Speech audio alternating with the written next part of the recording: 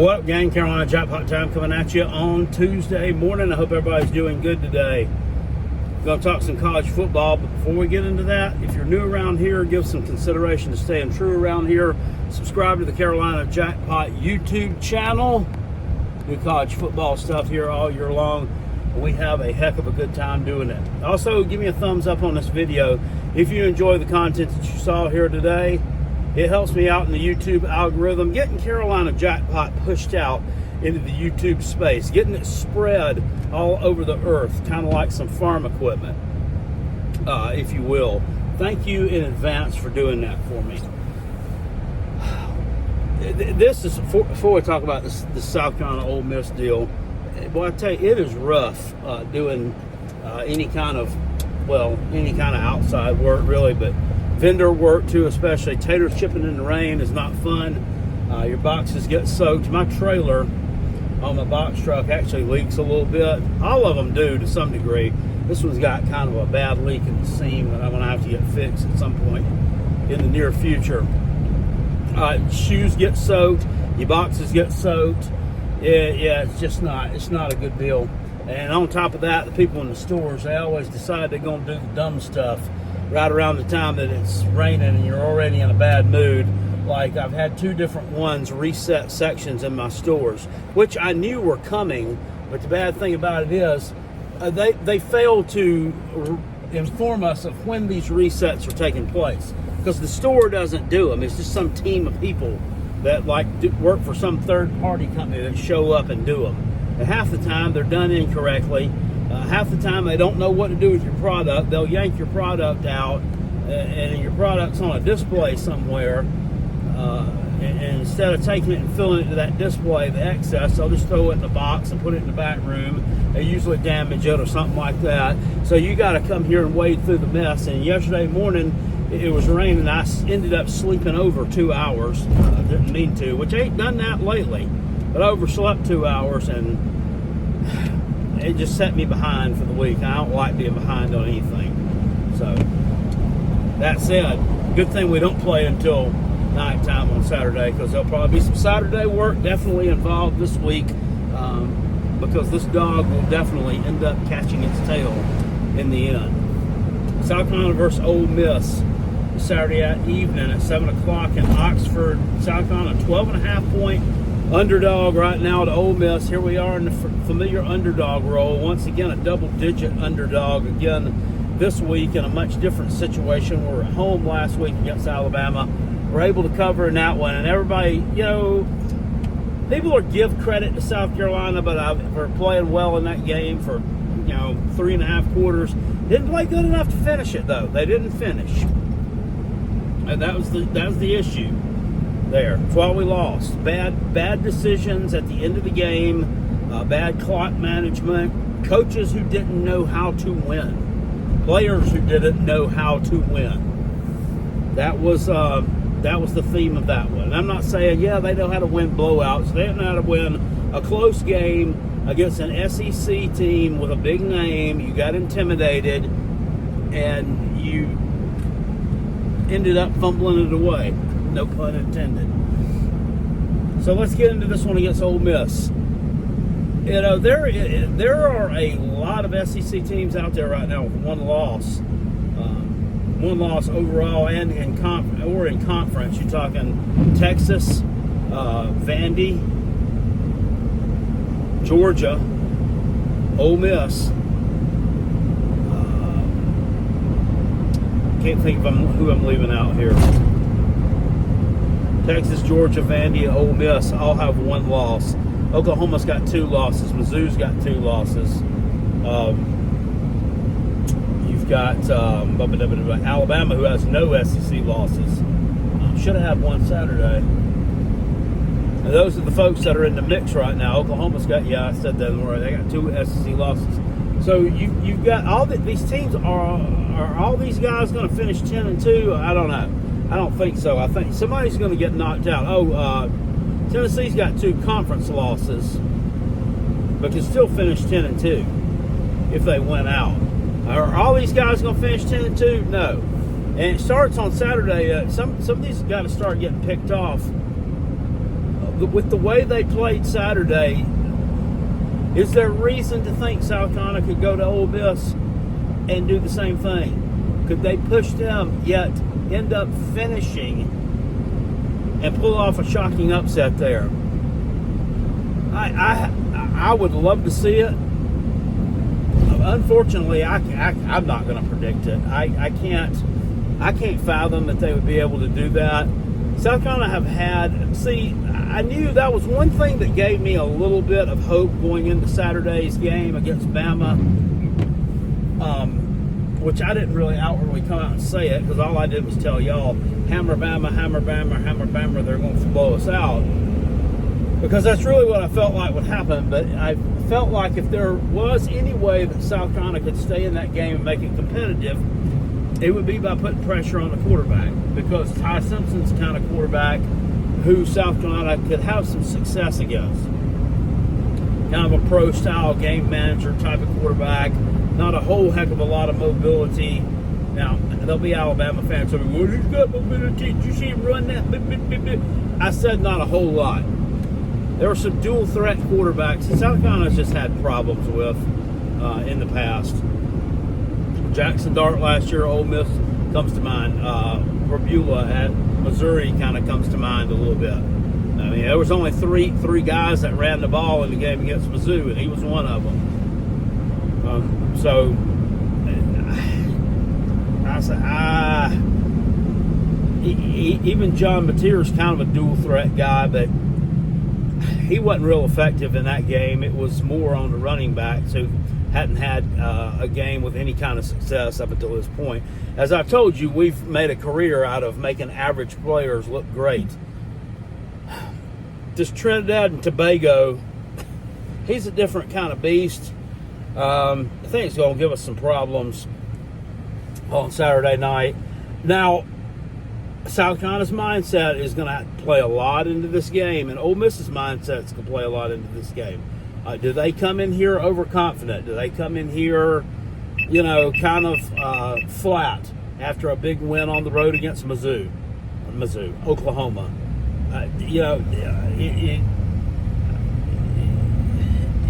And we thought that the lane Kiffin to Florida. Now it might be Kiffin to LSU. These rumors may possibly have some kind of effect on the mental stability of the team and their ability to execute the game plan. That didn't really happen on Saturday, and I don't think it's going to happen here either.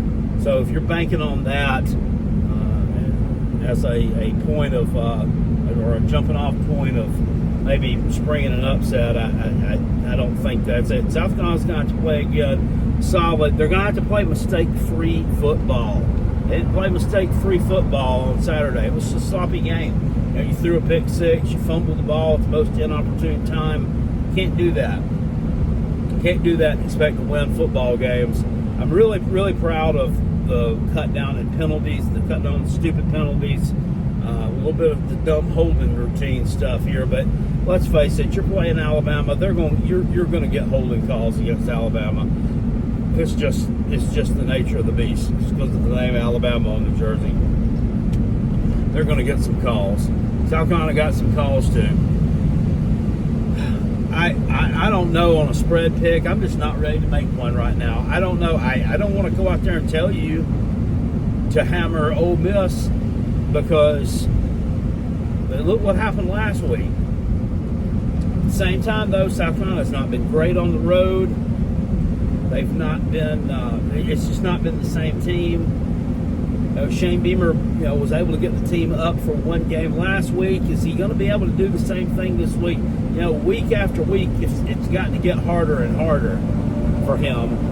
And I'm not taking a big dump on him right here, because I've spent a lot of time doing that, and it doesn't mean I'm not going to continue to do that. But here, in this moment, I'm not.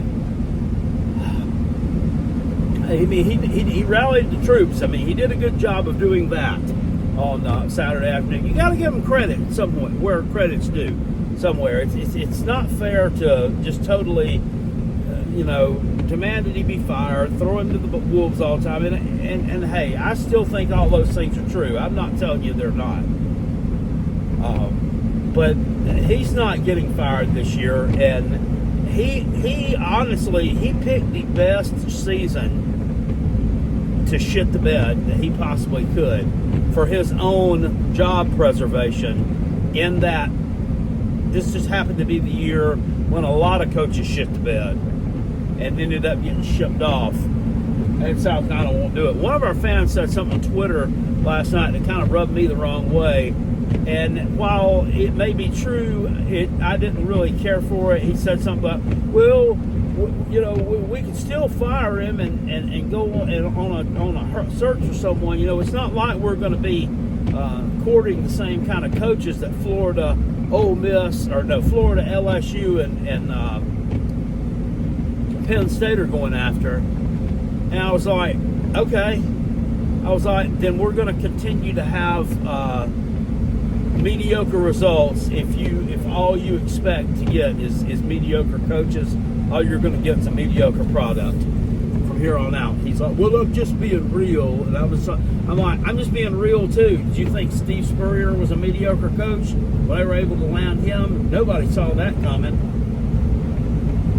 Nobody really saw that coming, and it happened. So why not make those phone calls? Why not make those phone calls when that time comes? Everybody's throwing money around. They're talking about Brian Kelly's buyout. There's one rich SOB in Louisiana who's got that oil money, who's going to pay half of his buyout, half of it. And I know there aren't any people in South Carolina really, well, not that I would think of, that have that oil money. Well, they got money. There's people with money somewhere, or there's groups of people with money that can pony up enough to pay the Shane Beamer buyout, which is way less than half of what the Brian Kelly buyout would be. Well, I say that, no, it's roughly about half. Sorry that I said that. But it's going to go down after this year anyway. He's not going to have, his buyout will be reduced. So if you want to go that route, I've told everybody, I've told them he's not the guy. I mean, he's not. What again, he can rally the troops and he can get them pumped up for one game, but I'll be a little bit more impressed with him. And I'm not going to say back on board, but I don't know. He'll be back a little bit more in Jackpot's good graces if he can go out there Saturday and have another good showing against Ole Miss.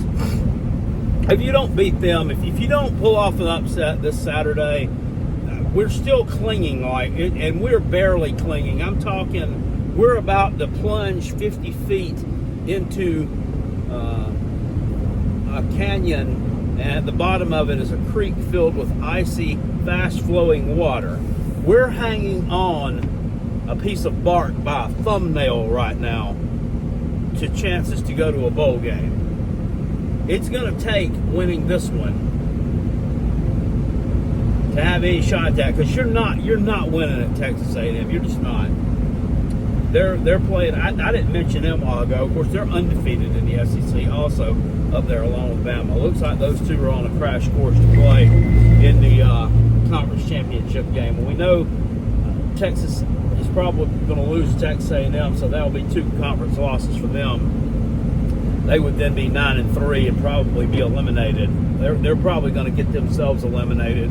Either Vanderbilt or Tennessee is likely to eliminate themselves or get themselves eliminated by the other in that game at the end of the year. I just don't know. I don't know about this game on Saturday between Texas and Vandy. Can Vandy do it again? I don't know. I'm worried about this one for them for some reason. I know Texas not lived up to any degree of the billing that they had preseason, but still, I mean, the talent is there. It's still dangerous. Could they put it together like they did the last 5 minutes of their game against Mississippi State? They could. But if there's anybody's season I would like to ruin, it's Lane Kiffin's. I just don't like the guy. I don't like him. He's another phony douchebag, but the problem is he wins as a phony douchebag. He wins.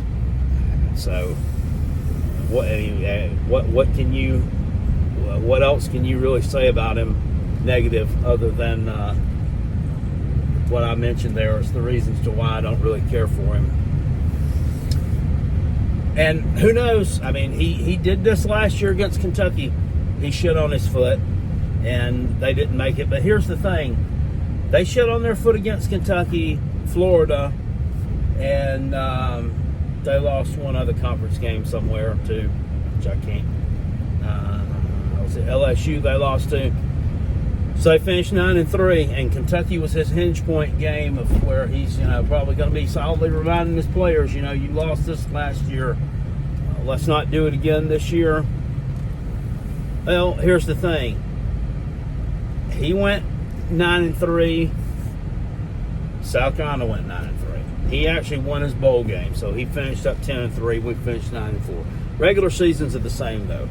South Carolina actually got a really, really bad calls in the LSU game last year, which I've told everybody, yes, they got bad calls, but they shouldn't have let them come back in the ball game to begin with. But the fact of the matter is they still got bad calls at the end and still could have potentially won that ball game and finished 10-2.